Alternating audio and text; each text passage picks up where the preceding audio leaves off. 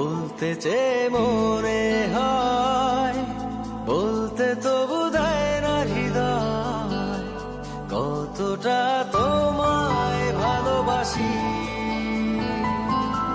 চলতে গিয়ে মনে হয় দূরত্ব কিছু নয়, তোমারই কাছেই ফিরে আসি।